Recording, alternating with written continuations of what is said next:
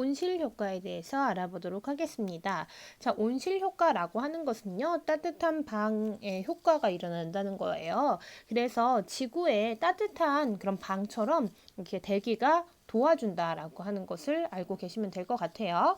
자, 일단은 지표에서 방출하는 지구 복사 에너지의 일부를 대기에서 흡수를 합니다. 자, 요 그림 봤던 거 기억나시죠? 이 그림 보시면 바로 우주로 방출하기도 하지만 잠깐 대기에 흡수했다가 다시 지표로 방출하게 되면서 여기서 잠깐 에너지가 돌게 됩니다. 그러다가 바깥으로 나가게 되죠. 그러다 보니 이쪽 대기에 의해서 조금 더 열이 가지고 있게 되는 겁니다. 그죠? 열을 가지고 있게 되면서 지구의 평균 기온이 높게 유지되는 현상을 온실 효과라고 얘기를 하는데요. 그 예시를 여기 보시면요. 지구와 달 같은 경우에는 달이 지구 주위를 돌기 때문에 거의 태양으로부터 거리가 거의 같습니다. 그죠? 그런데 지구는 대기가 있고요. 달은 대기가 없어요. 그래서 온실 효과라고 하는 것이 대기가 있는 지구한테만 일어나게 됩니다. 둘 다 복사 평형은 일어나요. 들어오는 태보기의 양만큼 여기 달보기 그리고 여긴 지보기 양이 똑같이 나가게 됩니다. 그래서 들어온 양만큼 방출하는 그런 복사 평형은 일어나게 되지만 얘 같은 경우에는 대기가 없기 때문에 그냥 바로 나가게 됩니다. 흡수한 양만큼 바로 모두 복사 에너지로 방출하게 되죠.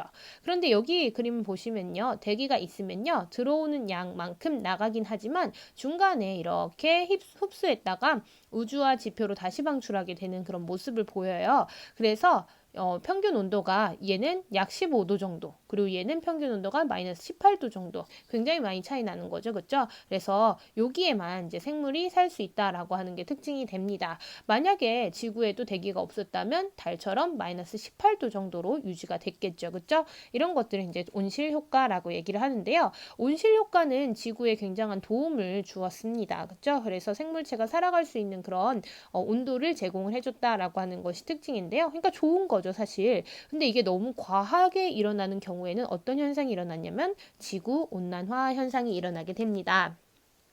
자, 지구온난화라고 하는 것은요, 대기 중에 온실기체 양이 증가하면서 온실 효과가 너무 심해지는 거예요. 온실기체라고 하는 것은 이 온실 효과를 일으키는 기체를 뜻하고요. 이게 너무 많아지다 보니까 온실 효과가 너무 심해져서 지구의 평균 기온이 요 15도보다 더 높아지는 현상을 얘기를 합니다. 자, 그러면 그 중에서 가장 큰 영향을 미치는 온실기체는요, 누가 있냐면요, 이산화탄소가 있어요. 이산화탄소. 그래서 여러 나라에서는 우리나라도 그렇고 여러 나라에서 이산화탄소를 방출하는 것을 규제하는 그런 법들도 많이 있지요. 그 다음에 이산화탄소의 농도와 평균 기온의 관계라는 것이 있는데요. 자, 이 이산화탄소가 온실기체 중에서 이제 제일 이 지구 온난화에 영향을 많이 끼친다고 했습니다. 그렇죠? 자, 그러면 실제로 그런지 한번 보도록 할게요. 자, 이 두 그래프가 있는데요. 이 그래프에 보시면 연도에 따라서 이산화탄소의 농도를 나타낸 것이고요. 그 다음에 얘는 연도에 따라서 지구의 평균 기온을 나타낸 것입니다.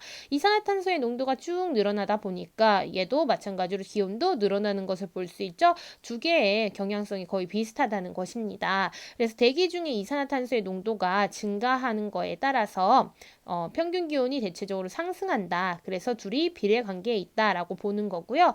그러면 왜 이렇게 이산화탄소의 양이 많아졌을까 해서 봤더니요. 그 원인이 화석 연료가 사용이 증가되었습니다. 화석 연료라고 하는 것은 무엇이냐면 석탄과 석유 이런 것들을 화석 연료라고 얘기를 하거든요. 그래서 이런 것들이 많아지게 되면서 원래는 지권에 있어야 할 이런 탄소들이 바깥으로 나오게 되면서 이산화탄소의 농도가 굉장히 증가하게 된 거죠. 자, 그 다음에요. 지구온난화의 영향은요. 지구온난화의 영향은 이건 읽어보시면 사실은 여러분들이 쉽게 알 수 있을 겁니다. 여기 영향과 대책은요. 여러분들이 충분히 읽어보세요. 그러면은 알 수 있어요. 그냥 저도 그냥 언급만 하고 넘어가도록 할게요. 빙하의 면적이 감소했고요. 온도가 높아졌으니까. 그리고 해수면이 상승합니다. 그렇게 되면서 육지의 면적이 감소하죠. 왜냐하면 이제 액체도 부피가 늘어나요. 부피가 늘어나면서 이렇게 육지 면적이 감소하게 되고요. 그 다음에 폭우, 폭염, 폭설 이런 식으로 기상이변이 증가하고 농작물 생산량이 감소합니다. 그리고 만년설이라고 해서 저기 높은 산에 보면 항상 이렇게 눈이 쌓여져 있죠. 그것이 감소하게 되고요. 생태계도 변화하게 되죠. 이런 것들이 지구온난화의 영향이고요.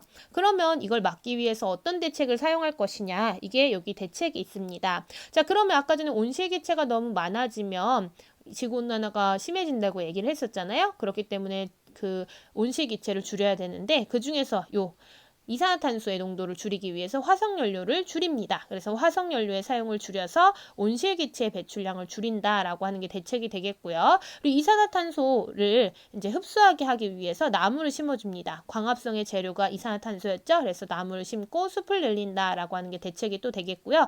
그리고 화석연료를 많이 쓰지 않게 하기 위해서 에너지를 절약을 하는 것도 대책이 되겠죠. 그리고 친환경 에너지를 개발한다. 뭐 대체 에너지 이런 것들. 그러니까 태양열 에너지나 뭐 풍력 에너지 이런 것들을 개발해서 화석 연료를 쓰지 않고 에너지를 얻는 그런 방법들도 다 대책에 해당하게 될 것입니다. 네, 지금까지 그러면 기권과 지구 기온에 대해서 살펴봤고요. 여러분들 문제 푸셔서 저한테 보내주시면 되겠습니다.